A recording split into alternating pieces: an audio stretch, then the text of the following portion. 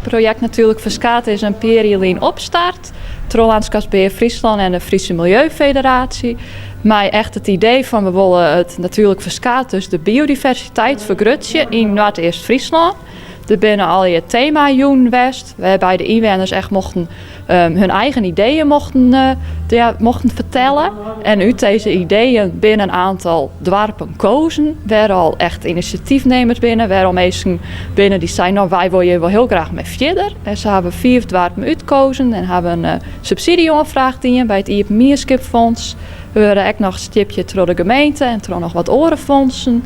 En zo kunnen we van start, want we willen natuurlijk heel graag los. En hier is eerste actie. Doetje kwam in contact met een zwaarboerderij zo goed als in Rensum-Geest en maken ze enthousiast. We zijn ooit eens begonnen met het opzetten van de voedselbos. Nou, dat is nog niet helemaal zo ver, dat gaat heel langzaam, maar daar kennen we ervan. En toen zeiden we van nou,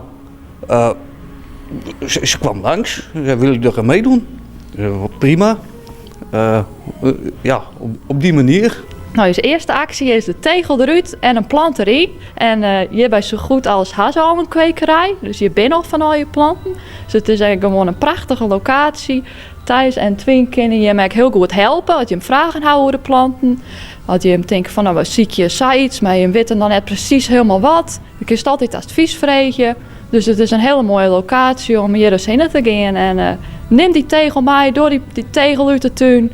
En stap je er een mooie plant in. Ook in Kalm zet deze actie uiteen. Ze kunnen met het Tjerkje van der Laan contact opnemen over de planten. Want daar kunnen ze bij het Blommenparadijsje terecht. En daar hebben ze net een kwekerij, dus dat gaat al je via de Kruidhof.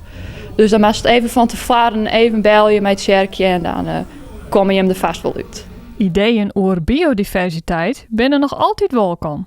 Het is echt een project van de Mierskip. We doen het met z'n allen. Dus als iemand nog zelf ideeën had, stuur gerust een berichtje naar u. Want dit is natuurlijk de eerste actie nog maar. Er komen nog volle meer acties. En we hadden al wat ideeën, maar dat zit echt nog wel in. Dus als je hem zegt, nou, we hadden nog ideeën, kom naar je staan. En wat de plantenverkeer belangrijk. We zien het wel of het nu één iemand langskomt om dingen te kopen of 100. We zien het wel.